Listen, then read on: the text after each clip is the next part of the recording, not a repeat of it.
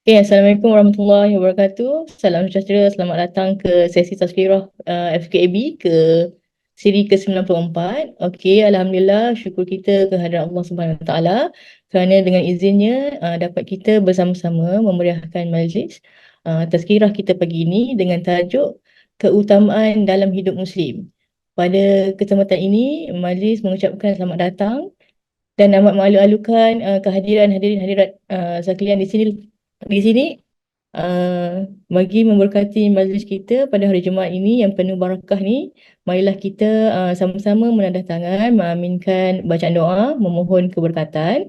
Oleh itu, majlis dengan ini menjemput Encik Nasrul Amir untuk memimpin bacaan doa. Majlis dengan segala hormatnya mempersilakan. الفاتحة أعوذ بالله من الشيطان. بسم الله الرحمن الرحيم الحمد لله رب العالمين الرحمن الرحيم مالك يوم الدين إياك نعبد وإياك نستعين اهدنا الصراط المستقيم صراط الذين أنعمت عليهم غير المغضوب عليهم ولا الضالين. بسم الله الرحمن الرحيم الحمد لله رب العالمين والصلاة والسلام على سيدنا محمد وعلى آله وصحبه وسلم. Ya Karim, Ya Wadud, sesungguhnya kami berhimpun pada hari ini bagi menyatakan kesyukuran di atas kurniaan-Mu yang tidak ternilai. Jadikanlah kami hamba-hamba-Mu yang sentiasa bersyukur, sama ada nikmat yang sedikit, lebih-lebih lagi nikmat yang melimpah ruah kepada kami. Ya Allah, Ya Rahman, Ya Rahim, Engkau berkatilah dan rahmatilah perjalanan majlis kami pada hari ini. Sesungguhnya Engkau Maha mengetahui bahawa kami di sini ingin menimba ilmu-Mu yang sangat luas bagi mengembangkan lagi ilmu pengetahuan kami sebagai hamba-Mu yang Engkau redai. Justru berkati dan rahmatilah perhimpunan kami, Ya Allah. Kurniakanlah kepada kami ilmu-Mu. Sinarilah hati-hati kami dengan cahaya dan hidayah-Mu. Semoga dengannya kami mudah menerima dan menghayati serta mengamalkannya. Ya Zal Jalali wal Ikram, kurniakanlah jua kepada kami kesihatan anggota, kecergasan minda, ketenangan jiwa, kekuatan semangat. Semoga dengannya kami mampu mendepani cabaran, berdaya saing dan mampu mengangkat martabat diri, keluarga, masyarakat dan negara. Rabbana atina fid dunya hasanah wa fil akhirati hasanah wa qina adzabannar. وصلى الله على سيدنا محمد وعلى آله وصحبه وسلم والحمد لله رب العالمين. Amin, amin, ya rabbal alamin. Okay, majlis merakamkan segenggam penghargaan kepada Encik Nasrul atas bacaan doa tadi. Semoga majlis kita pada hari ini berjalan dengan lancar dan dilimpahi berkat. Hadirin yang dimuliakan, sebelum tazkirah pada pagi ini, saya ingin bacakan sedikit berdata ringkas penceramah kita pada hari ini. Okey, penceramah kita pada pagi ini adalah Dr. Ahmad Irda bin Mokhtar. Beliau merupakan pensyarah kanan Fakulti Pengajian Islam di UKM. Beliau memperolehi kelulusan sarjana muda, sarjana dan juga Doktor Falsafah dari Universiti di Morocco. Bidang kepakaran beliau adalah maqasid syariah, fiqh, gerakan dakwah dan juga hal ehwal Islam. Tanpa membuang masa, majlis dengan segala hormatnya mempersilakan Dr. Ahmad untuk menyampaikan ceramah beliau. Bismillah Ustaz.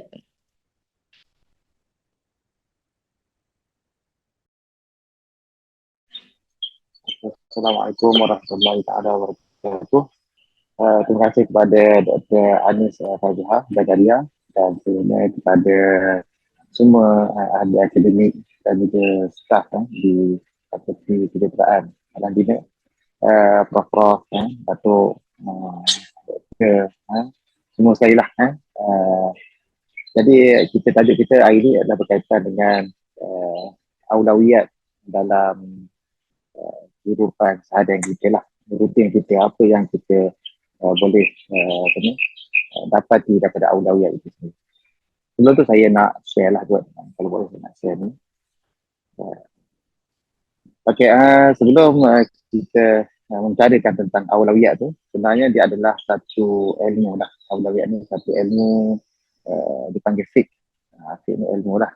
Kalau kita panggil ilmu agama, ilmu ada kata tu, ilmu falsafah, ilmu. Jadi fiqh ni begitu juga maksud dia. fik aulawiyat. Tadi kita sebut tadi aulawiyat sahaja tadi gitu.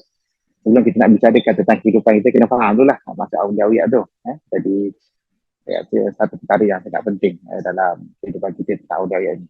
Jadi fik aulawiyat itu daripada ilmu fik itu sendiri. Fik ni maksudnya kefahaman. Fik dalam bahasa Arab maksudnya fiqh ni maksudnya faham, kefahaman tentang sesuatu. Itu maksud fik dalam bahasa Arab. Fiqh tu kalau kenapa dinamakan fiqh tu dalam syariat tu kan, ilmu fiqh, kita belajar fiqh. Fiqh tu kerana ilmu mengerti tentang keseluruhan kehidupan kita atau fik, memahami mendalam arti dengan fik, kefakihan kita, kefahaman kita tentang kita menjalani kehidupan seharian. Kalau itu nama fiqh itu. Kalau akidah lah, pegangan kita, tasawuf lah kerohanian kita, fiqh ni kehidupan kita. Itu dia panggil fik tu. Dan fik itu maksudnya sebenarnya adalah kefahaman. Kemudian aulawiyat. Aulawiyat itu adalah maksudnya utama, keutamaan. Dia adalah plural daripada aula. Jadi aulawiyat. Jadi maksud saya adalah keutamaan yang ada dalam kehidupan kita. Apa yang patut kita buat dalam kehidupan kita. Jadi banyaklah, saya tak nak menjelaskan daripada misi yang panjang lah. Sebab kita nak lebih kepada menjurus kepada bagaimana kita nak letakkan aulawiyat ni, keutamaan di dalam agama Islam lah. Sebagai seorang Muslim, kita sebagai yang bertanggungjawab yang Allah Ta'ala kurniakan kepada kita sebagai amanah untuk kita hidup, untuk kita terus menjalani sebagai hamba Allah Subhanahu Wa Ta'ala. Maka kita kena tahu aulawiyat ini ataupun keutamaan sebagai seorang Muslim, menjadi seorang Muslim, hidup ni sepanjang hidup ini sebagai seorang Muslim. Sebelum kita nak menceritakan tentang aulawiyat itu, kita ada pendahuluan itu berkenaan dengan kepentingan seorang itu tentang aulawiyat itu sebenarnya adalah dalam kehidupan seharian kita sebagai seorang Muslim. Kita kena faham bahawa kehidupan kita sebagai hamba Allah Ta'ala, sebagai seorang manusia lah, sebab Allah Ta'ala hantar kita, jadikan kita sebagai khalifah di atas muka bumi. Dia bertanggungjawab. Seperti Allah Subhanahu Wa Ta'ala sebut dalam Al-Quran, dalam firman-Nya, Bismillahirrahmanirrahim, wa idh qala rabbuka lil malaikati inni ja'ilun fil ardi khalifah. Sesungguhnya Allah Subhanahu Wa Ta'ala berkata kepada para malaikat.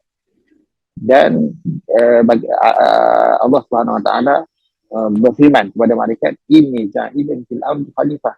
Dan sesungguhnya aku akan menjadikan di atas muka bumi seorang khalifah.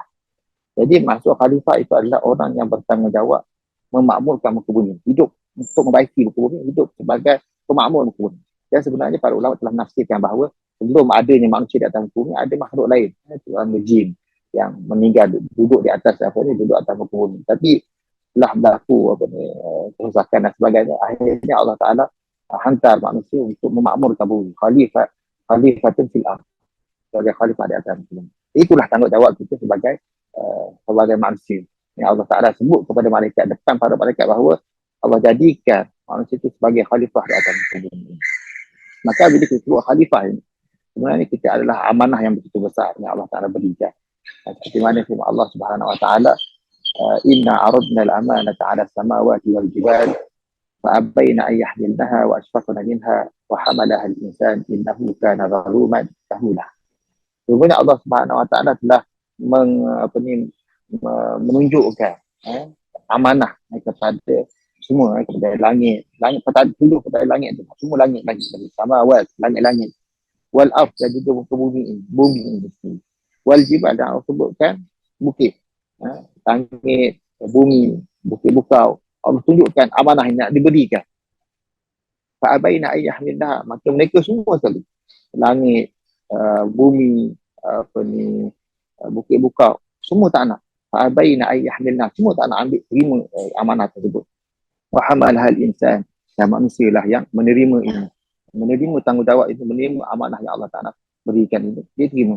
Innahu kana zaluman jahula. Sebenarnya Allah Subhanahu Wa Ta'ala sebut manusia itu adalah zalum, yang zalim. Dia zalim terhadap diri dia, menerima tanggungjawab yang begitu berat untuk atau memupuk untuk dipikul sebagai tanggungjawab itu.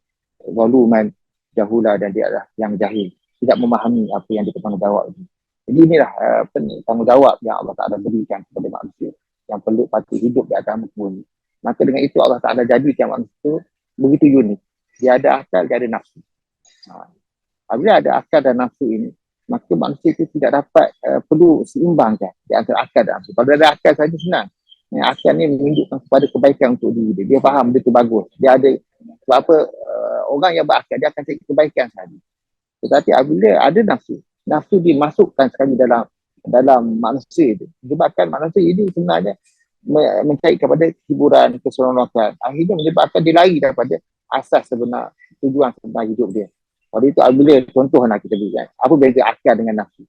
Nafsu membawa kepada biasanya, apabila dia dah terikut-ikut, enjoy, terikut-ikut dengan hiburan, keseronokan, akhirnya dia bawa kepada kehancuran diri dia. Seperti ini contohnya bermain game contoh. Lama-lama kan. Tapi akan mengetahui bahawa main game e-game, electronic game, ada internet contohnya. Ataupun dia lama sehingga kan mengabaikan tanggungjawab. Tapi dia seronok dengan permainan tersebut. Ataupun merokok dah contohnya. Kan? Merokok rasa sehingga menyebabkan dia jadi ketagih terhadap merokok itu. Tapi akal ni, akan memahami bahawa merokok itu adalah satu benda yang tidak elok. Akan memahami. Tapi disebabkan rasa seronok, sedap, sehingga menyebabkan ketagihan itu, dia akan ikut dengan nafsu.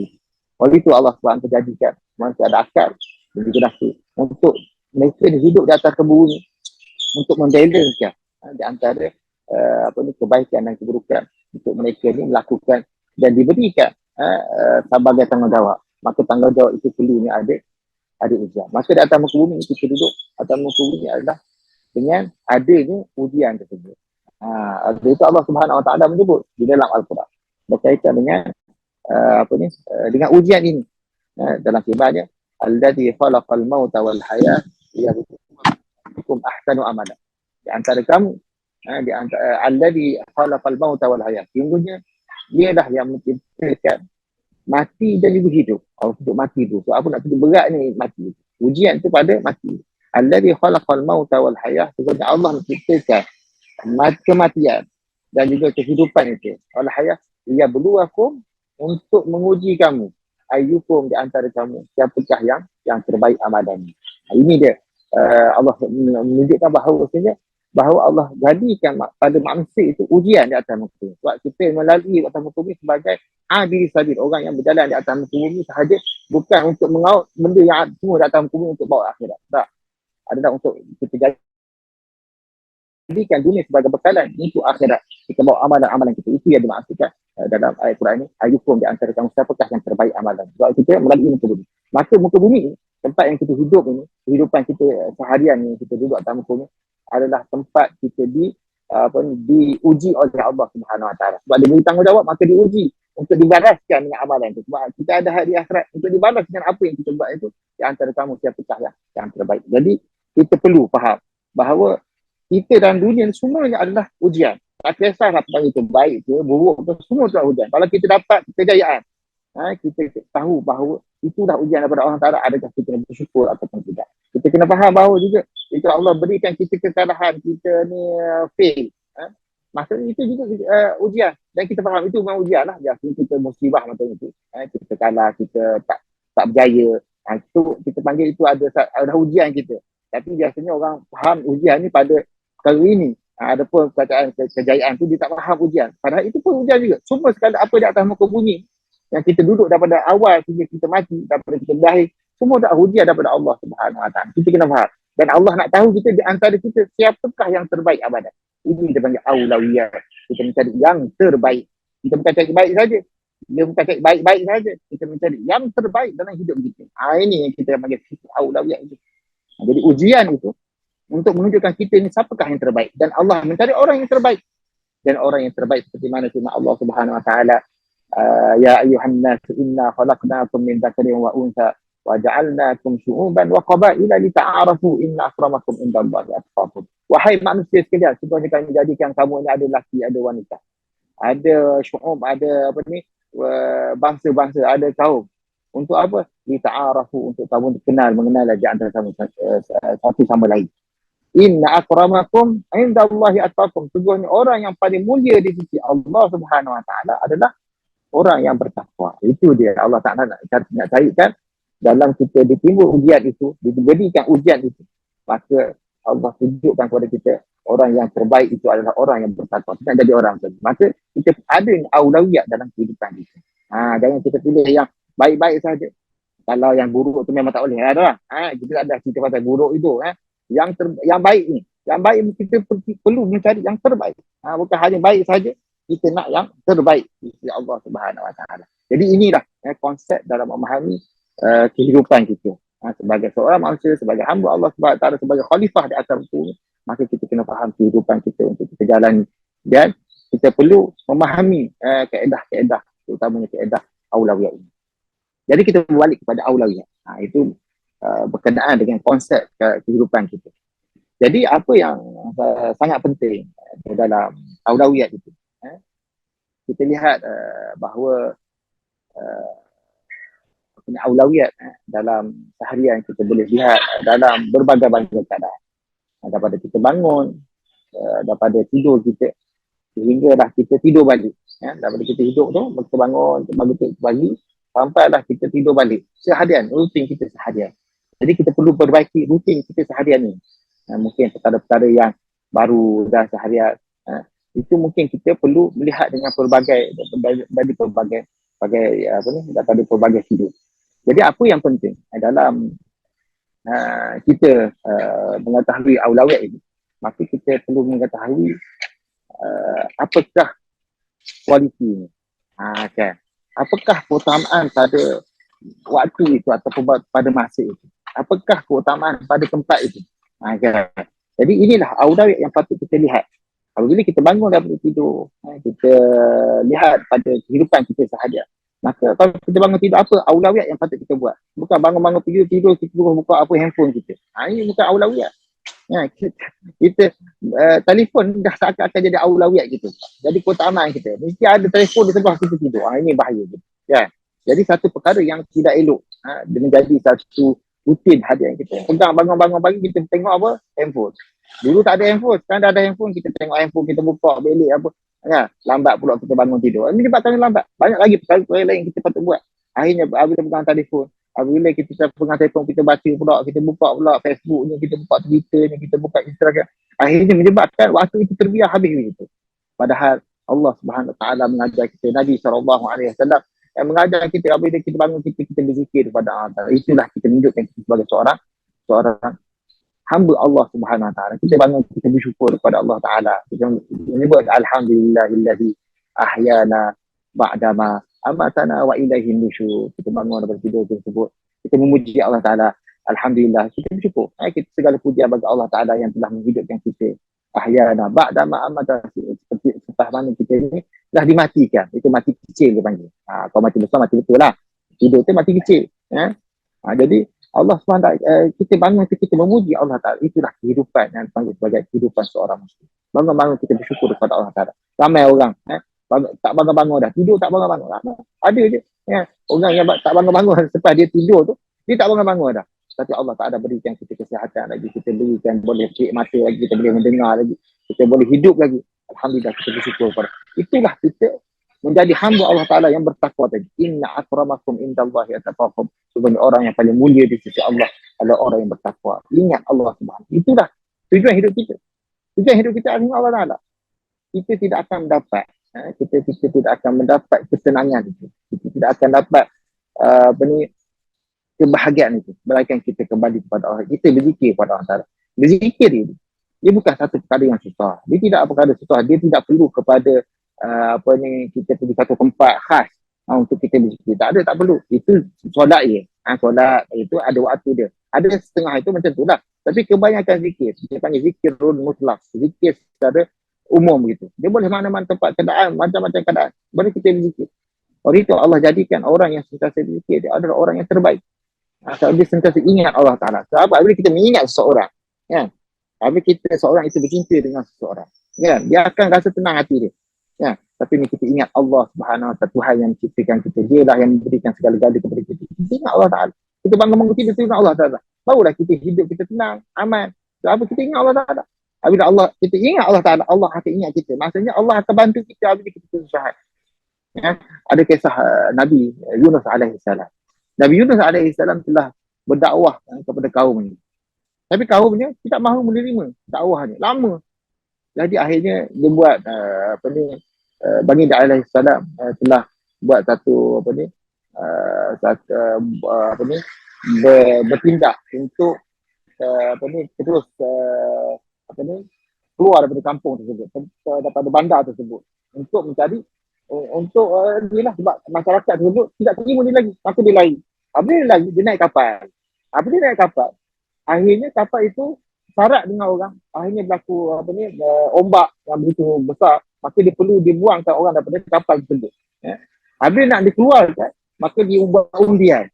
Buat undian terhadap siapa yang perlu dikeluarkan daripada kapal tersebut, daripada sampan tersebut.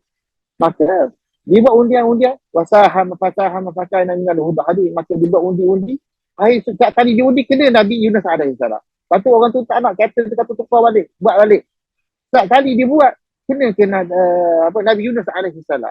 Maksudnya kata kapten, memang Tuhan mahu kamu ni maksud dicampakkan keluar daripada kapal tersebut. Maka dicampakkan. Fal taqamahul hud wa huwa mudun. Apabila dicampakkan, maka ditelan oleh seekor ikan yang paling besar. Ikan yang besar telan dia. Maka dia duduk dalam perut ikan.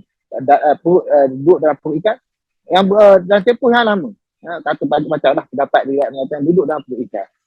Kata apa yang kita nak ambil daripada pengajaran ini adalah ketika mana dia duduk dalam perut ikan itu.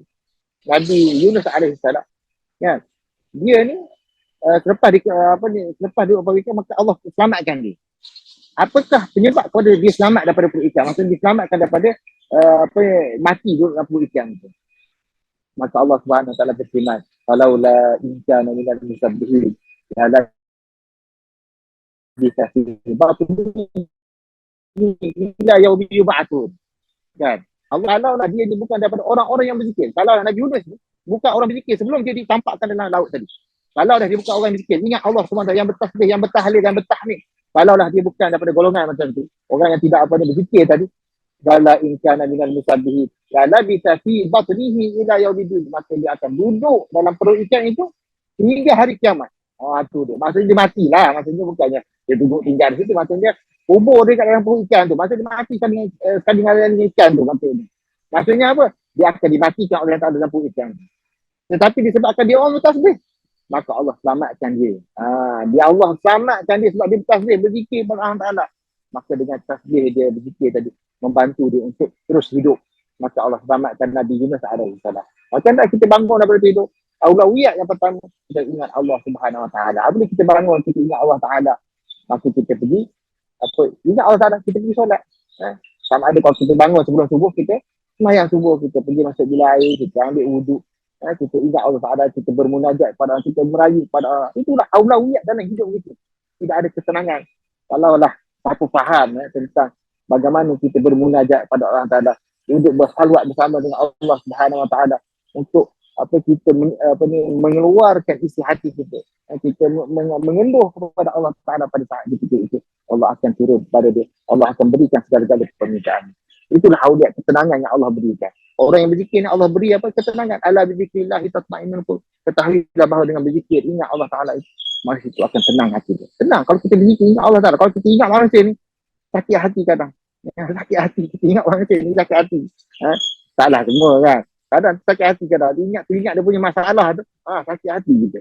Tapi kalau ingat Tuhan, insya-Allah Allah Ta'ala akan berikan kita ketenangan. Kita berikan keamanan dalam diri kita. Maka hendaklah kita bangun daripada tidur, aulawiyat yang patut kita lakukan, utama yang patut kita ingat Allah Ta'ala. Patut kita pergi berwuduk, patut kemudian kita bersolat, dan kita ke masjid. Kita ke masjid, kita sembahyang. Itulah aulawiyat, kewajipan yang kita perlu jadi sebagai seorang hamba Allah Subhanahu Wa Ta'ala. Maka kita buat perkara tersebut, menjadi hamba Allah Ta'ala. Kita tahu kehidupan kita ni ada tujuan dia. Allah Ta'ala ajar kepada kita tiap hari apa yang patut kita buat. Dah tahu dah, setiap hari tu buat. Bangun daripada kita kena solat, jaga solat, kita sembahyang 5 waktu kita kena jaga. Itulah keutamaan yang patut kita jaga sebagai seorang muslim. Apa kita dah bangun, kita dah solat tadi, maka kita nak pergi kerja pula. Yalah, orang nak pergi hantar apa, nak hantar anaknya dan sebagainya. Maka kita nak keluar daripada rumah kita. Ya. Maka banyak cabaran-cabaran hidup kita dalam kita bekerja dan sebagainya. Itu insyaAllah saya akan tunjukkan. Jadi itulah awal-awal kita bangun tidur. Lepas tu menjaga ibadah kita, menjaga zikir kita. Sungguhnya habis kita bangun tidur sebenarnya. Seperti mana hari Nabi kita Nabi sebut bahawa siapa yang bangun tidur ni, maka syaitan telah ikat pada leher dia 3 kali simpulan. Dia tidak akan terbuka daripada simpulan itu, melainkan dia buat 3 perkara. Pertama, dia mengingat Allah Ta'ala, berzikir. Kemudian dia berwuduk, kemudian dia solat. Maka ketiga-tiga simpulan itu akan terlerai. Bila dia buat ketiga-tiga itu, maka dia akan bangun dalam keadaan dia cergas, dia sihat, dia bertenaga dalam seharian tersebut. Jika dia tidak buat perkara tersebut, maka hidup dia akan keadaan dia seterusnya itu dia akan lemah, dia akan tidak ada tenaga yang banyak. Oleh itu kita kena berzikir pada Allah Ta'ala. Ya, pagi-pagi tak ada masalah. Kita berzikir pada ingat Allah Ta'ala ni mudah. Bukannya payah. Sembahyang subuh 2 rakaat bukannya payah pun. Ya, tapi itulah paling berat tadi. Jangan orang banyak mengadu bagaimana nak bangun subuh ni, nak jemaah lagi, nak pergi masjid. Sekarang ni kita lewat sikit sembahyang subuh. Ya, yalah nak kerja kadang tu kan, penat. Jadi boleh lah sembahyang kat rumah, sembahyang dengan keluarga ataupun sembahyang. Kalau yang penting tu jaga solat tu, jangan kita tinggalkan solat.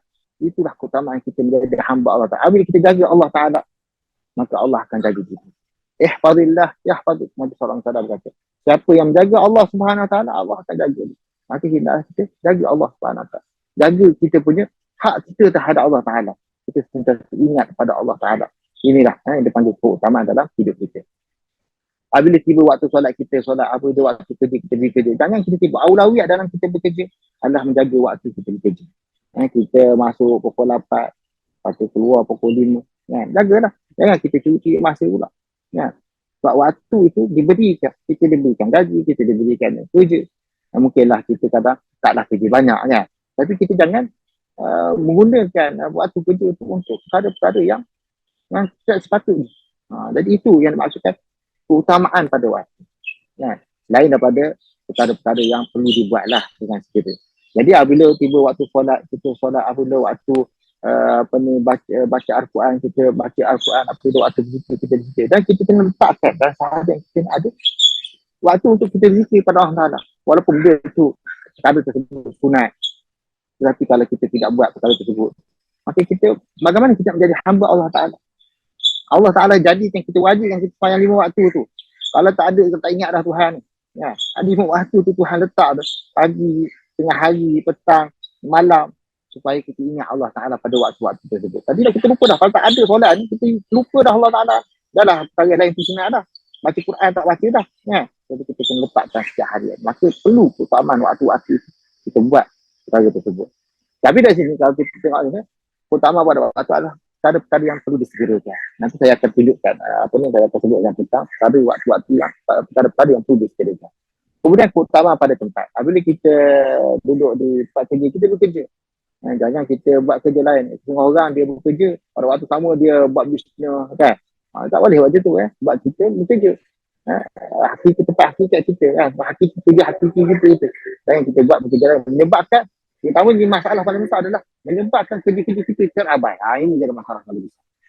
Lagi teruk. Jadi apabila kita tak betul lah cara ni. Apabila kita buat kerja-kerja lain, saya bekerja kita, menyebabkan kerja kita terabai, tak dibuat, tak dilaksanakan, maka ini tidak patut dilakukan seorang muslim. Maka diutamakan apa tempat dia bekerja, dia buat apa yang patut dikerjakan. Kemudian apabila kita masuk masjid, kita kena iktikaf, kita kena berikan. Apabila kita masuk dalam kelas mengajar, kita berikan sebaik-baiknya pengajaran kepada pelajar kita. Apabila kita bekerja, kita sebagai pegawai dan sebagainya, kita kerja itu sebaik-baiknya. Itulah keutamaan pada tempat yang kita buat tu. Mana-manalah keutamaan kalau kita pergi jalan mana-mana, kita lihat kepada tempat itu apa yang patut kita lakukan. Dia panggil ahsanul amal, amalan yang terbaik. Dalam aulawiyah ini, saya dah sebut tadi, dah balik dah sebut tadi tentang ahsanul amal tadi, surah Al-Mulk tadi tu kan. Ini dia Al-Mulk ni, ialah yang telah mentadbirkan ada dia mati dah hidup. Dia dah di antara kamu yang lebih baik amal. Jadi inilah yang kita dimasukkan dalam aulawiyah. Jadi dalam aulawiyah ini, Kita dah tengok dalam kehidupan kita. Tapi masalah bila kita tempuhi hidup kita, kehidupan kita, kita mencari kemaslahatan, kebaikan, faedah, manfaat. Itu yang kita cari dalam kehidupan kita. Dan kita perlu dapat yang terbaik. Oleh kita panggil terbaik. Maka dipanggil istilah adalah Islam dipanggil maslahat, kemaslahatan. Kalau manusia, otak manusia dalam berfikir, manusia mencarikan kemaslahatan. Dia tak cari kemaslahatan. Itu sajalah kemaslahatan bagi dia. Sama ada untuk nafsu dia tu, untuk diri dia. Kan? Nafsu tu macam diri lah. Bahasa Arab apabila sebut nafsu macam diri dia. Nafsu macam diri. Okay. Nafsu diri. Hawa itu dia punya nafsu punya perangai lah. Hawa nafsu. Yang hawa nafsu maksudnya perangai nafsu itu. Okay. Kehendak nafsu itu. Hawa tu kehendak dia. Apa yang dia nak. Jadi manusia apabila kita menghadapi dalam kehidupan kita seharian, kita perlu melihat kepada kemaslahatan. Dan kemaslahatan kita tengok melihat kepada keutamaan dia. Ni yang kita perlu tahu dalam hidup kita. Besar yang kita nak, saya nak sebut satu-satu payahlah. Saya akan di contoh-contoh sikit supaya kita dapat memahami tentang maslahat ini. Jadi dalam maslahat ini, kehidupan kita ni, dia ada 3 peringkat. 3 kemaslahatan. Perlu kita timbangkan, perlu kita lihat tentang prioriti dia dalam hidup kita. Iaitu yang pertama sekali adalah ad-daruriyat. Yang kedua hajiat, yang ketiga tahsiniyat. Daruriyat ni maksudnya kemestian. Mesti. Dia tak boleh tinggal. Itu maksudnya. Kemudian hajiat, keperluan. Keperluan ni dekat-dekat lah macam mesti, tapi perlulah. Tapi dia boleh menjadi tak perlu. Kan dia boleh jadi tak perlu. Nanti saya sebut. Kemudian tahsiniat. Tahsiniat itu adalah benda yang keelokan. Benda yang elok. Maksudnya menambah baik benda tu. Okey, kesemua ini sama ada dia tu wajib ke, sunat ke, harus ke, dia duduk dalam semua. Okey. Ada pun daruriyat itu. Dia kasih contoh. Saya beri contoh. Daruriyat adalah seperti agama. Manusia itu perlu kepada agama. Mesti ada agama. Kan? Mesti dia ada 5 perkara. Saya sebut sini. Daruriyatul khams. Pemeliharaan yang 5 maksudnya kemestian yang 5 kita panggil. Pertama agama, mesti ada agama. Sebab agama membentuk diri dia. Dia menjaga haluan dia. Sebab manusia dia ada nafsu. Apabila dia ikut akal nafsu dia, dia akan punah. Jadi agama membantu dia untuk dia jalan terus. Kalau ikut nafsu ni kita tak faham keadaan tu. Jadi kita ingat, kita rasa betul dah. Tapi nafsu ni boleh keburukan kepada kita. Kadang orang tertipu dengan nafsu. Tertipu dengan apa yang dia perdayakan oleh nafsu. Belum lagi kita sebut berkaitan dengan syaitan. Datang juga menipu kita, menggoda kita. Sehingga kita terkeluar daripada cara yang sepatutnya. Jadi agama membantu kita. Kan? Wahyu membantu kita. Al-Quran membantu kita. Hadis Nabi membantu kita. Oleh itu perlu ada agama. Mesti ada agama. Yang kedua adalah jiwa manusia. Mesti ada jiwa. Jiwa ni maksudnya nyawa manusia lah. Mesti manusia kena jaga nyawa dia. Kan? Yang ketiga akal ni. Ada akal. Yang keempat keturunan. Maksudnya keturunan berzuriat. Oleh itu dipanggil khalifah datang berturun. Dia mesti berzuriat. Dan seterusnya ada harta. Sebab manusia ni mengumpul harta ni. Maka ini dah kemestian yang patut ada bagi kemaslahatan yang patut kita lihat. Kemudian hajiat. Hajiat ni kita maksudkan tadi apa? Keperluan. Keperluan ni dia tidak semestinya wajib. Tapi dia perlu. Seperti makan. Dia tak adalah nak katakan perlu sepanjang masa kan. Kalau kita tak makan pagi, kita dah makan tengah hari. Tu. Dia bukanlah hajiat itu. Tapi dia perlu secara umumnya dia perlu. Sebab kalau tak makan mati. Itu maksudnya. Makan. Makan ni dalam Islam adalah harus. Tapi dia akan jadi wajib ketika mana dia sudah nak mati. Dia wajib kena makan. Kan? Dia perlu. Itu apa sahaja. Kemudian contohnya jual beli. Jual beli ni harus je. Harus dibenarkan dalam syarak dalam Islam. Sebab dia perlu dalam masyarakat. Dia perlu ada orang menjual, ada yang beli. Kalaulah kita diberi tugas kita untuk tak ada jual beli kan, di bandar lah terutamanya kan, di bandar jual beli tak ada. Contohnya kita kerja kita sebagai pesyarat ataupun kita kerja sebagai pegawai, duduk dalam pejabat. Kita bila kita nak pergi tangkap ikan? Kalau tak ada jual beli, kita bila pula kita tangkap ikan, kita nak berkebun lagi, nak cari sayur-sayuran, tak boleh. Jadi perlu kita pada kehidupan kita di bandar, perlu kepada seperti tersebut. Kalau kita nak belikan, ada orang jual ikan. Takkanlah kita pergi cari mancing pula kan. Kita pergi pantai pula kita tangkap ikan. Tak ada kerja pula lah. Dah berjam-jam itu tangkap ikan bukan sekejap. Ya, sejam 2 jam. Belum lagi cerita pasal alat dia rosak, bahan-bahan untuk menangkap ikan tu rosak, sampai nak pergi tangkap ikan tu rosak, tu belum lagi cerita hal tu. Jadi akhirnya kerja kita halal ni terbiar. Kan? Jadi itulah kita kata keperluan. Kalau kita duduk kampung, duduk kampung kerja kita tak banyak, kita boleh lah. Tak perlu jual beli pun tak apa sebab kita ada kebun kita. Kita ada kandang kambing kita, ada kandang beban ayam. Kita tak perlu dah. Kan? Tu pun di kampung pun perlu juga. Kan? Setengah bahan tu tak ada. Contohnya beras contoh. Tidak semua ada di kampung, orang tanam beras. Jadi perlu keperluan itu.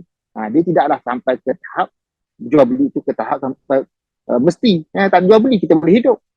Kau tak ada lah perangai tak ada jual beli. Itu kita cari.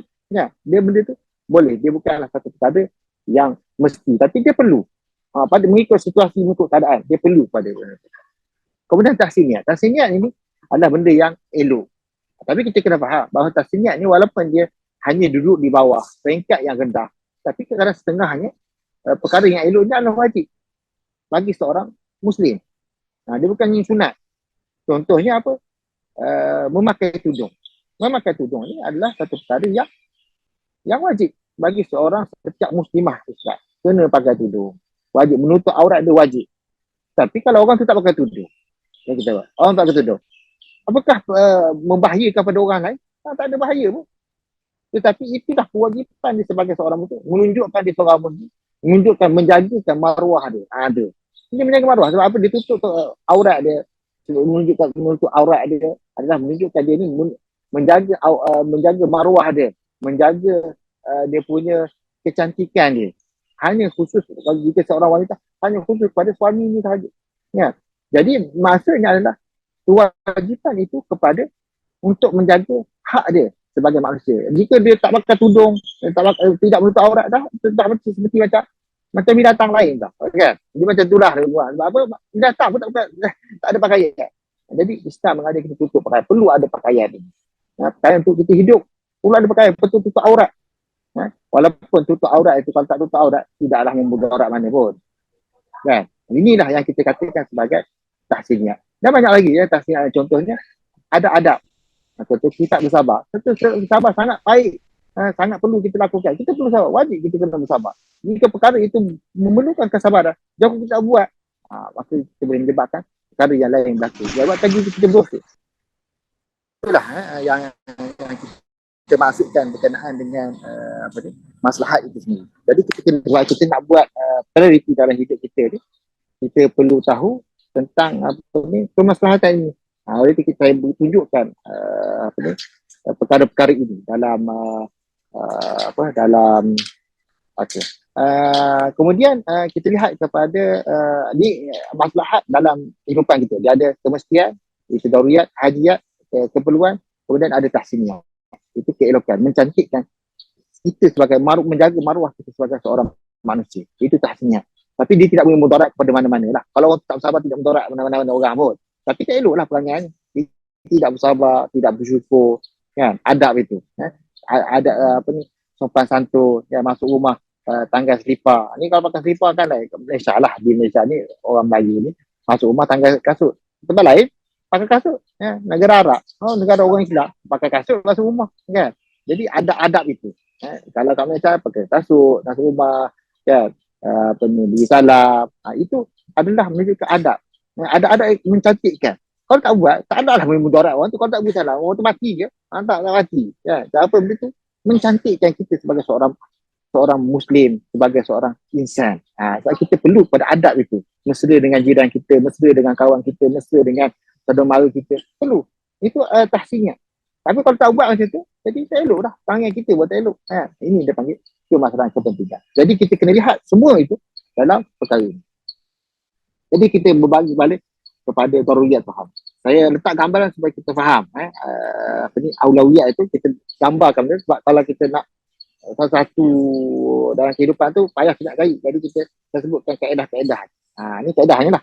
Jadi kemudian dalam yang kita cerita tentang daruriyat ini, dia ada yang 5 yang kita sebutkan tadi. Itu daruriyatul khams. Itu agama, jiwa, akal, keturunan dan harta. Dia kesemuanya adalah dalam dalam tahap yang sama. Dia tak ada beza. Yang ni tak ada beza. Dia tak ada beza. Agama, jiwa, akal, keturunan. Tapi dalam tahap yang sama. Okay. Kita lihat macam mana dia tak. Maksudnya kita kena jaga agama kita, kena jaga jiwa. Tapi dalam agama, berkenaan dengan agama tu macam-macam. Ada yang wajib, ada yang sunat, ada yang harus. Itu kena faham juga. Tapi kalau dia tu wajib, maka dia tu tahap yang sama. Kalau semua tu wajib dalam sudut yang sama, dia adalah semua sama tahap. Contohnya, apabila seorang itu jiwa dengan agama lah, kita buat perbandingan di antara agama dengan nyawa. Okay. Jika seorang itu, agama ni maksud kita adalah agama Islam lah. Jika seseorang itu dikatakan kepada dia, jika kamu tak murtad, kamu dibunuh. Contohnya, maka matilah. Maka berkaitan dengan jiwa. Murtad itu berkenaan agama. Maka jika kamu tidak murtad, kamu akan mati. Kan? Maka pilihan di antara agama ataupun mati. Tetapi kat sini kita perlu utamakan jiwa. Bukanlah agama tak utama, kita utama. Sebab apa? Bila kita tunjukkan murtad, sebab agama itu berkaitan dengan akidah dalaman. Orang tak nampak. Jadi kalau kita cakap apa, orang tu bukan tahu kita ni keluar Islam, kita tak keluar Islam. Contohnya dia kata kalau kamu tak cakap bersekian-sekian, maka kamu ni kena bunuh. Maksud suruh murtad lah. Maka pada ketika itu, agama masih terjaga. Cuma dia melafazkan kalimah-kalimah yang tidak sepatutnya. Contohnya aku murtad, dia kata. Maka perkataan tu tidak menggugatkan akidah dalaman dia. Walaupun dia bercakap secara zahir je. Maka kena selamatkan nyawa. Sebab benda tu tidak merosakkan pun agama. Cuma merosakkan dari luaran sahaja. Tak apa. Agama dari luaran tak ada masalah. Tak apa. Yang penting jiwa kita kena hidup. Kan? Jadi dia sama je tahap tu. Maksudnya kita mendahulukan jiwa kita, nyawa kita daripada agama tadi, walaupun kita cakap kalimah-kalimah yang kufur. Sebab apa? Nak kena bunuh. Padahal hati kita masih watat ba'innu qulubuhum. Hati mereka ini masih lagi beriman. Masih lagi kita akidah kita kuat. Walaupun dia suruh buat macam-macam, akidah hati. Sebab orang tak boleh ubah hati-hati kita. Kan? Jadi nyawa ni secara fizikal ni, kalau dibunuh mati tak ada lah. Jadi kena selamatkan nyawa. Jangan pula kita kena jaga agama. Itu salah faham. Orang banyak salah faham macam tu lah. Dia kata tak, kita kena jaga agama kita, jangan murtad. Tak ada orang nak bunuh kita. Kita selamatkan nyawa kita. So, akidah tu dalam hati kita. Orang bukan tahu. Jadi gitulah. Kadang kita agama itu, maka kena faham elok-elok tentang mana yang patut kita kena tahu dalam menyelamatkan daruriyatul khamsin. Begitu juga dengan jiwa dan harta. Jiwa dan harta. Mana kita utama, harta ke jiwa? Nabi SAW ajar. Tu kita kena berpandukan pada hadis. Nabi SAW ajar kepada kita bahawa jika seseorang itu nak ajar kepada kita bahawa benda tu sama, jiwa dan harta ni berkut sama je. Nabi SAW berkata jika seorang itu mempertahankan harta ni, hati. Mempertahankan harta. Patut dia syahid. Dia pertahankan harta itu, maka patut dia mati syahid. Sebab dia mati, maka mati dia adalah mati syahid. Sebab apa? Dia pertahankan harta dia, hak dia pertahankan. Maka dibunuh oleh orang. Kalau dia pertahankan, orang merompok tu, datang merompok, dia pertahankan harta dia, maka dia mati. Maka Nabi janjikan dia mati syahid. Sebab dia pertahankan harta dia. Walaupun tergadainya harta jiwa dia. Kan biasalah orang harta dia dah. Dia pegang-pegang kena bunuh. Maka Nabi kata apa? Mati syahid. Pertahankan harta itu adalah mati syahid. Maksudnya apa ni? Walaupun jiwa tu kita nampak besar, mati tak hidup dah lepas tu. Walaupun harta tu ada. Jadi mempertahankan tu, Nabi kata lebih kurang sama lah. Kita masyarakat dia sama je. Harta dengan jiwa. Walaupun jiwa utamakan harta. Mempertahankan jiwa. Seakan jiwa dengan harta itu perkara yang sama. Sangat penting. Kita boleh salahkan. Boleh juga kita kata biarlah dia ambil harta saya jaga. Itu boleh juga, tak ada masalah. Tapi nak menunjukkan bahawa harta pun adalah perkara yang mesti dalam kehidupan. Dia tak boleh tinggalkan macam tu. Kena pertahankan. Oleh itu berlakunya peperangan Badar. Kita kena ingat perang Badar. Perang Badar bukan berlaku sebab masalah agama. Masalah perang Badar adalah berlaku disebabkan orang Quraisy Mekah, musyrikin Mekah, dia telah merampas harta, mencuri harta orang Islam. Maka berlakulah peperangan tersebut untuk ambil balik harta tersebut. Berlaku peperangan besar bukan sebab agama. Peperangan Nabi pada awalnya bukan sebab agama. Dia sebabkan harta yang dicuri itu, harta orang Islam. Kononnya orang Islam ni sikit, ingat ya. Maka mereka ni berperang dengan berpegang dengan dengan umat Islam bersama dengan Rasulullah dan juga orang-orang beriman yang lain, para sahabat sekalian. Kan? Maka berlaku peperangan itu. Ya, peperangan ini menggadaikan jiwa. Ya, menggadaikan jiwa. Padahal kita nak ada harta kita tu. Kan? Jadi itu kita kata menunjukkan bahawa jiwa dan harta kesemua itu adalah satu bentuk yang sama tu. Dia tidaklah apa kita kata kita asing-asingkan. Tapi di dalam peringkat Gauyat, sebab dia ada peringkat dalam haji apa pun dia ada tarian 5 ni, dia ada dalam situ juga, dia ada dalam tasniah juga, semua sekali lah. Tapi yang kita maksudkan apabila di dalam keadaan yang tarah yang sama, dalam wajib yang sama, ya, maka dia sama. Dia tidaklah terkeluar mana-mana, dia sama, tahap dia sama. Dan kita kena jagalah. Jadi saya nak fahamkan tu. Dalam keutamaan kita memahami kaedah dalam kemestian yang 5 itu atau pemeliharaan yang 5 ini. Dalam agama, agama apakah yang dimaksudkan dengan agama ini? Agama yang dimaksudkan adalah terutamanya agama secara umum. Jika ada orang etis untuk menyerang agama, maka semua agama perlu berpakat untuk menentang etis. Semua agama, termasuk agama Islam dan agama-agama yang lain, berpakat untuk menentang etis. Sebab etis tidak mencari pada Tuhan. Yang penting manusia perlu tahu bahawa adanya kepercayaan. Tapi kita kena tahu bahawa agama yang betul, benar itu adalah agama Islam. Tak boleh kita samakan. Itu bukan kita pluralism. Maksudnya kita mencari ada dengan agama lain. Tak ada. Kita agama Islam, kita percaya bahawa agama tak ada agama yang benar. Tak boleh lah kita percaya agama lain. Tapi pada waktu itu, bila ada golongan etis tidak percaya pada Tuhan, maka kita perlu mementeraskan, melawan kepada tindakan-tindakan yang dibuat oleh golongan etis. Kemudian, jiwa atau nyawa. Nyawa ni daripada dua sudut. Pertama, dari sudut dia hidup, nyawa tu hidup. Dan yang kedua adalah sudut kesihatan jiwa itu, di manusia itu. Nyawa manusia hidup, manusia ni sihat. Dia kedua perkara. Dari sudut dia ni hidup, dan kedua dia sihat. Maka hendaklah jaga pada kedua-dua ni. Bukan hanya dia hidup saja, maka sihat dulu. Maka tidak boleh dia membawa kepada perkara-perkara yang menyebabkan dia ni bermudarat kepada diri dia. Kan? Dia mudaratkan maksudnya menyebabkan dia terputus tangan ke, dia terputus kaki ke, aksiden. Oleh itu tidak bolehlah kita bawa laju sangat sehingga menyebabkan kita aksiden. Contohlah macam tu kan. Maksudnya kita perlu menjaga kita punya keselamatan diri kita, keselamatan kita, kesihatan kita. Adapun nyawa tu nyawa juga. Jadi ini yang dimaksudkan daripada dua sudut. Itu dari sudut nyawa tu hidup, dan juga yang kedua adalah diri kita ni sihat, selamat. Itu dimaksudkan. Kemudian akal. Akal yang maksud adalah menjaga akal itu daripada dirosakkan. Tidak digunakan akal itu. Sebab apa? Manusia itu sebagai seorang Muslim, syarat nak beramal dalam Islam, syarat nak beramal, dia mesti dia dinamakan sebagai mukallaf. Syarat beramal dalam Islam dia panggil mukallaf. Apa itu mukallaf? Dua syarat mukallaf. Iaitu pertama balik, yang kedua berakal. Syarat dia begitu. Mesti dia balik. Syarat mukallaf itu adalah balik dan balik maksudnya dia sampai umur dia lah.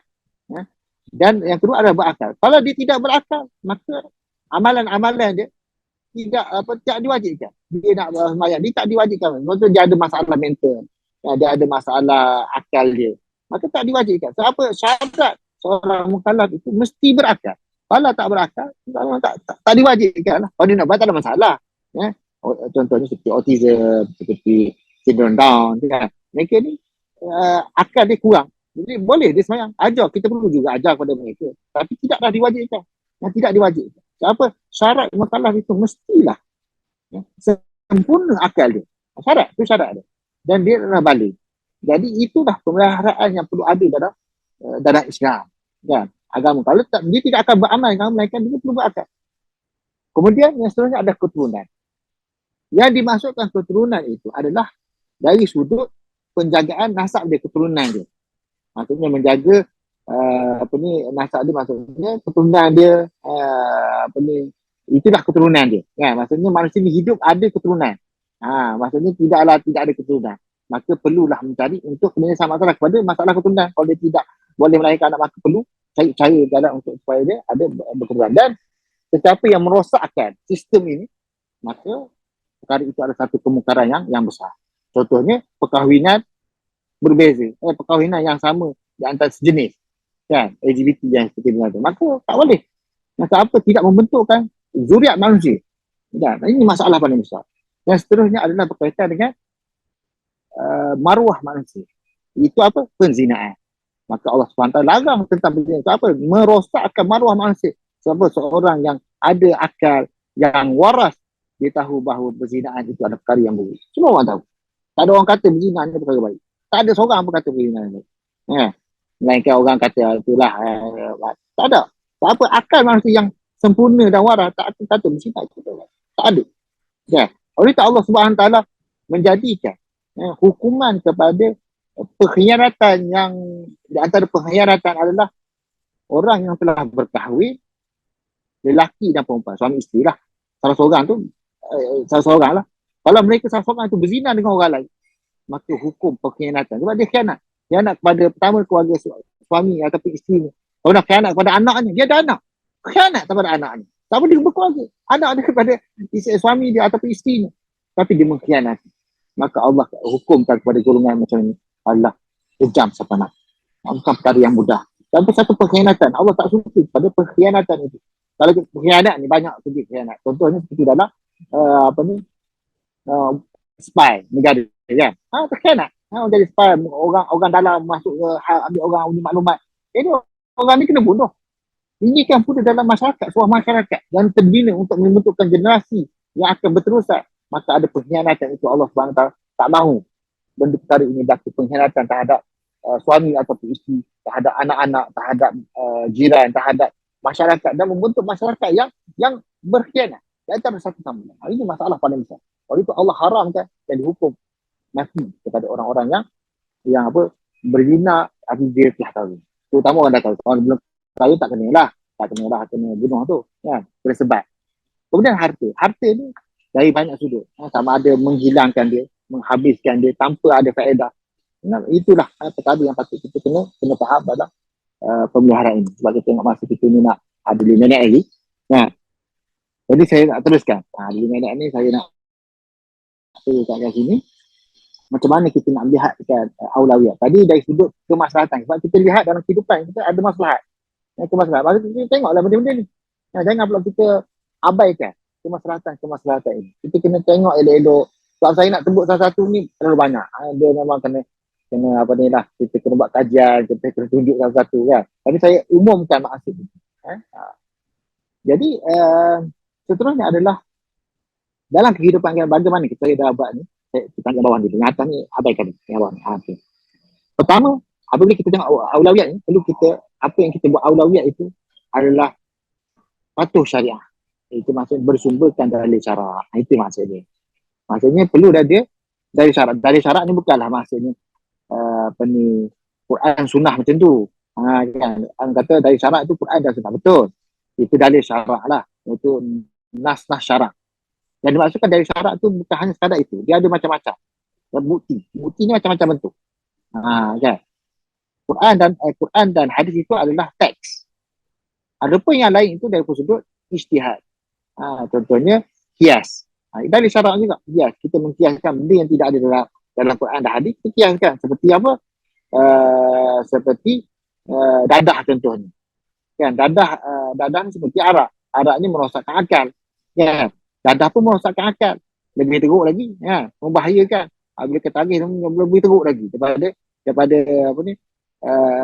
Daripada arak itu sendiri. Sebab kalau dia salah guna terhadap dadah itu, lebih teruk. Akhirnya beri ketagihan yang teruk.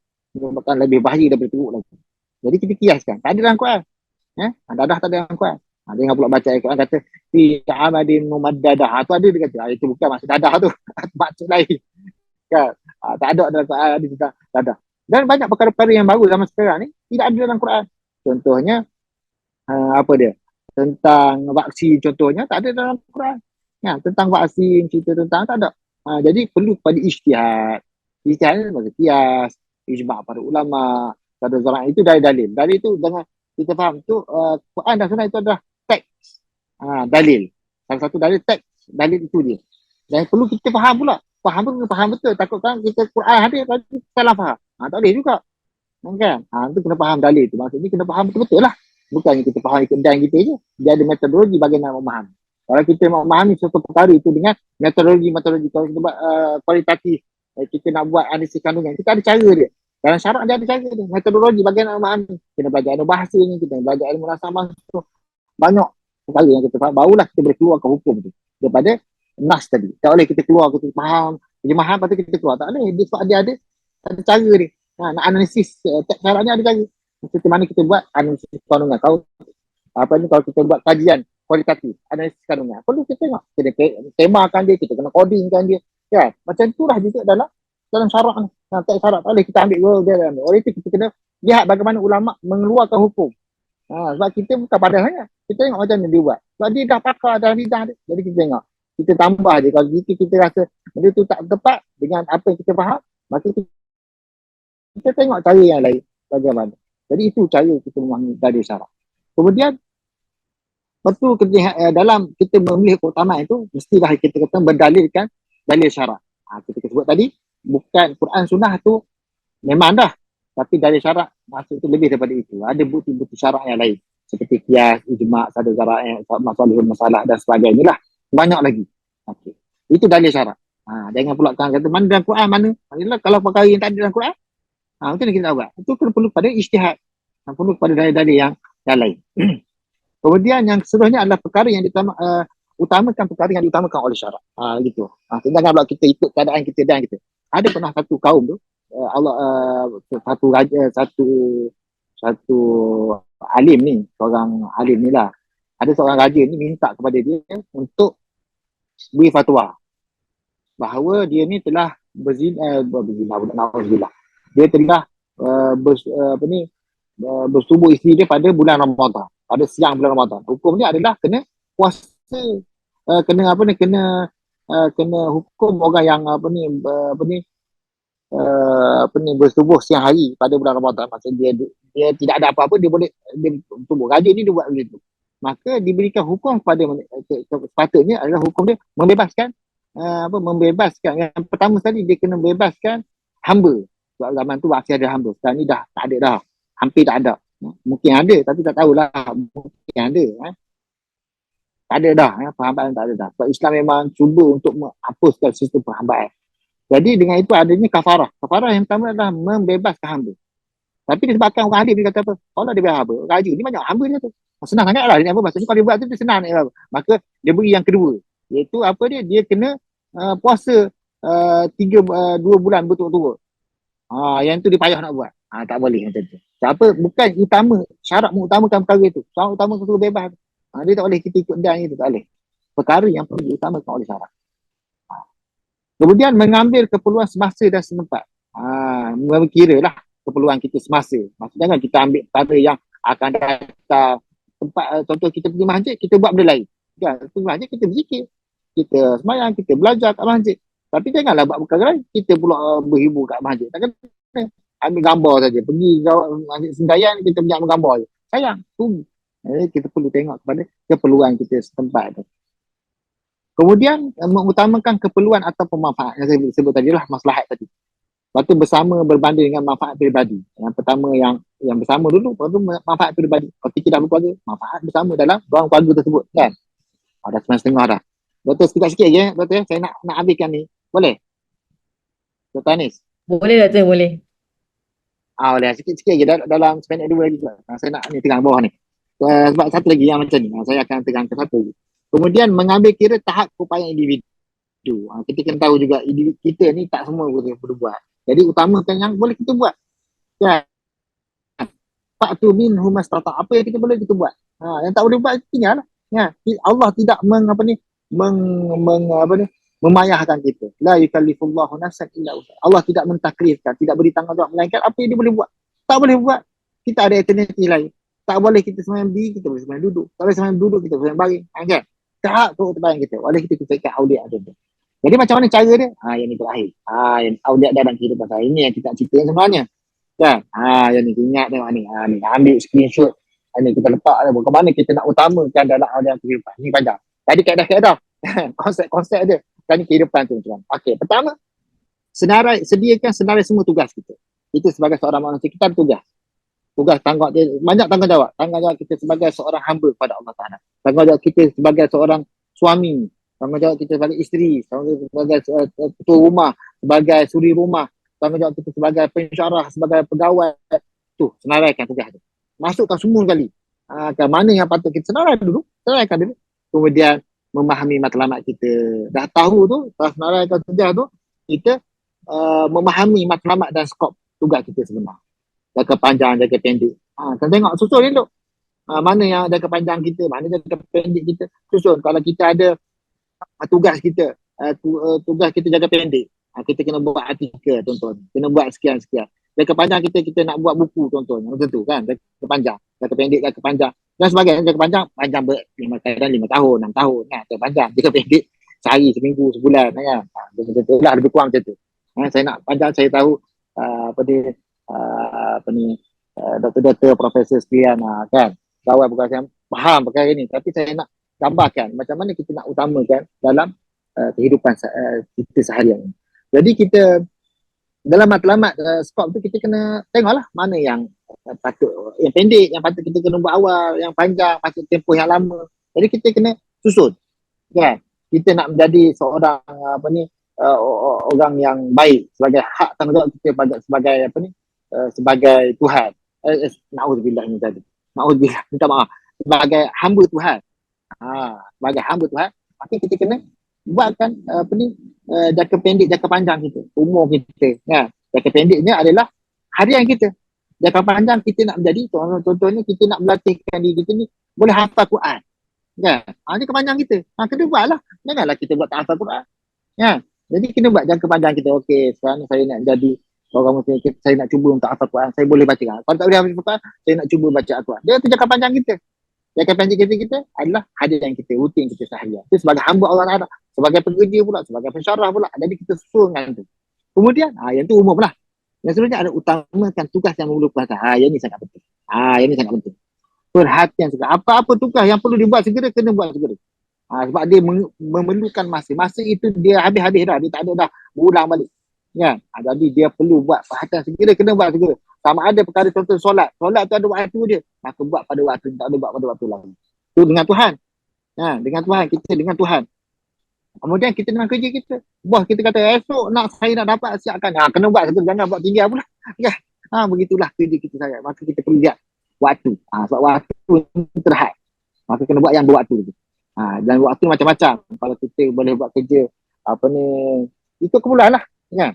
Dia ada, dalam Islam dia ada wajib ni, keperluan wajib itu, yang fardu. Dia ada fardu al-mu'akkad. Kefarduan yang terwaktu. Ada waktu dia.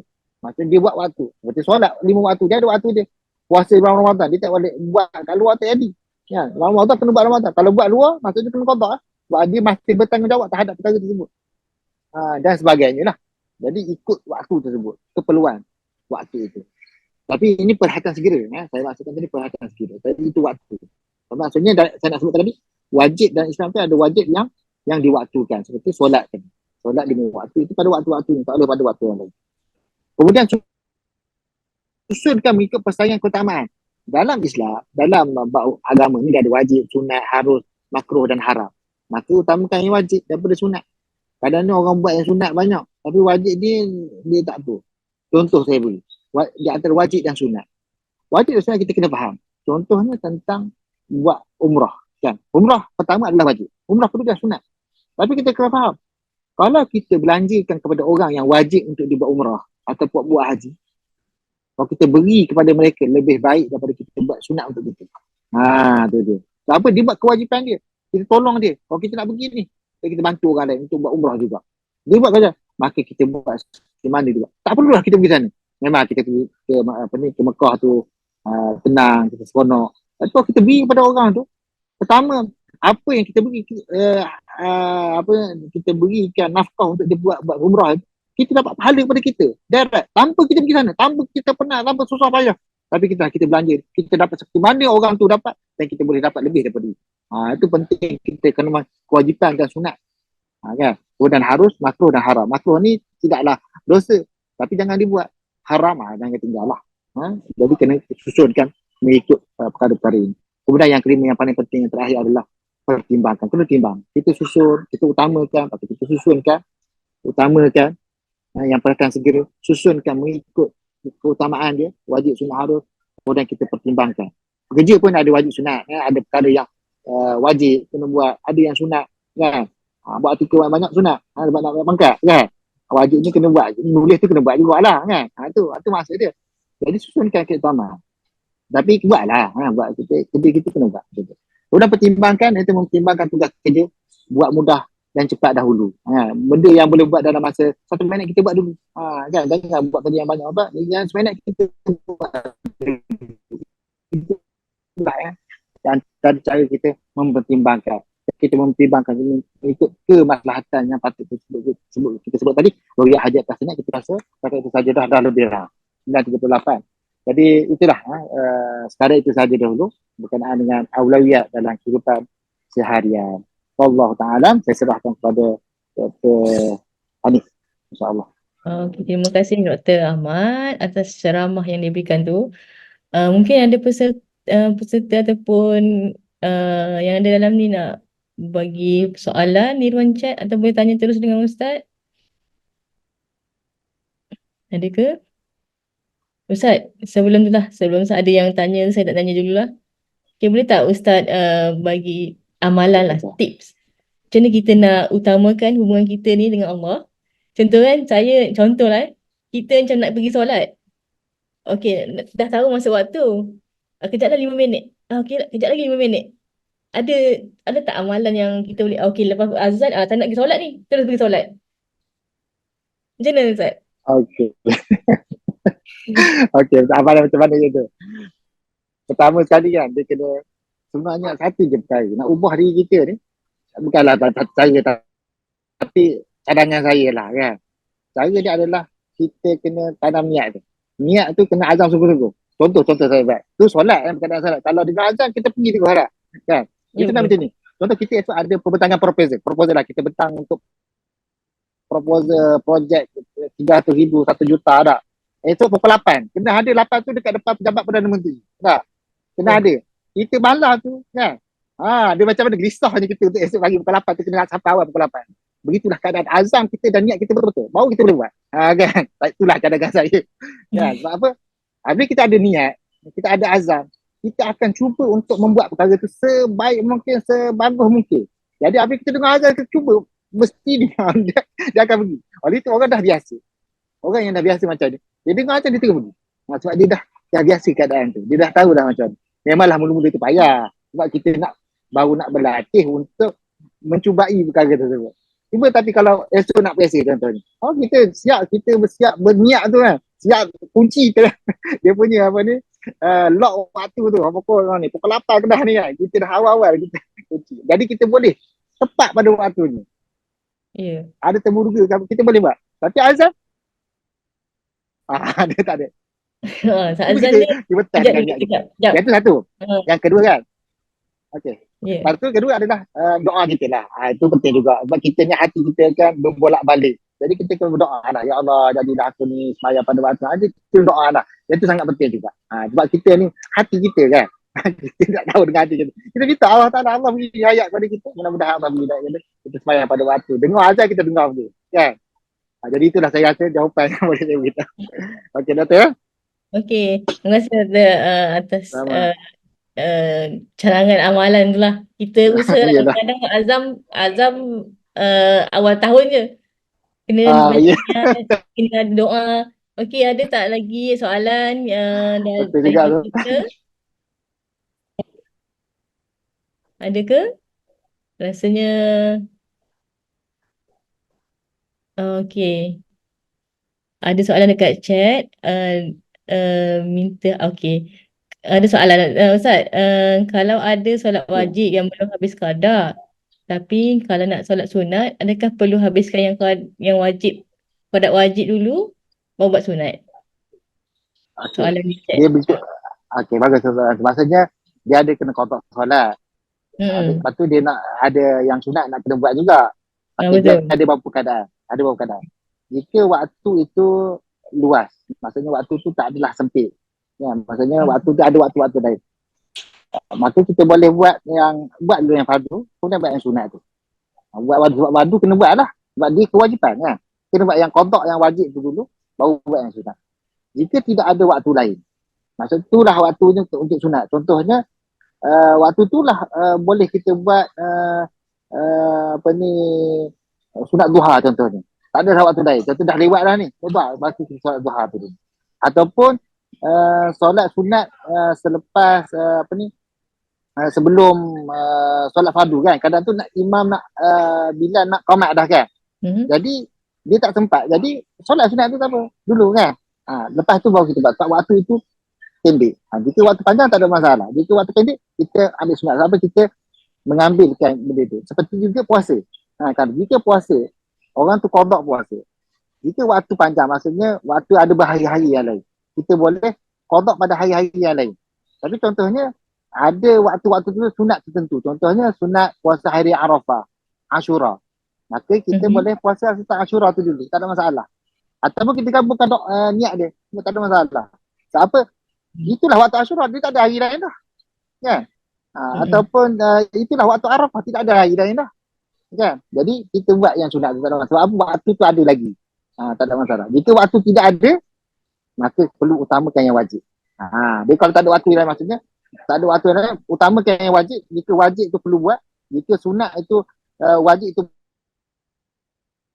boleh ditangguhkan lagi, kita buat yang sunat tu dulu. Itu dia. Utamaan dia macam tu. Allah. Boleh faham ya? Boleh faham? InsyaAllah. Okey, terima kasih Ustaz. Mungkin penjelasan ni dapat jawab lah kot persoalan di chat. Ada lagi ke soalan? Boleh tanya terus kepada Boleh tanya. Ustaz Ahmad. Kita bagi 1 minit lagi. Ada? Ada soalan? Rasanya tak ada kot. Tak ada soalan kot. Okey. Okey, untuk semua peserta, Ustaz, saya mewakili Fakulti Kejuruteraan dan Bina mengucapkan seribuan terima kasih untuk pencerahan dan ceramah hari ini. Semoga segala ilmu dan nasihat yang berguna sepanjang tazkirah kita ni kita boleh ambil dan praktis lah. Harap dihalalkan juga segala tunjuk ajar dan ilmu yang diberikan kepada kita semua di sesi tazkirah pagi ni lah. Saya tidak lupa juga untuk mengucapkan ribuan terima kasih kepada semua pihak yang terlibat secara langsung ataupun tidak langsung dalam sesi tazkirah pada pagi ini. Saya juga mohon maaf jika ada sebarang kesilapan saya sepanjang kita punya tazkirah pagi ini lah. Akhir kata, terima kasih untuk semua. Atau kita nak ambil gambar dulu, tak Nika? Ke macam mana? Okay, ambil gambar dulu lah. Okey, kita boleh ambil gambar dulu. Boleh buka kamera. Kamera masing-masing. Uh, Okay dalam kiraan 3, 1, 2, 3, senyum.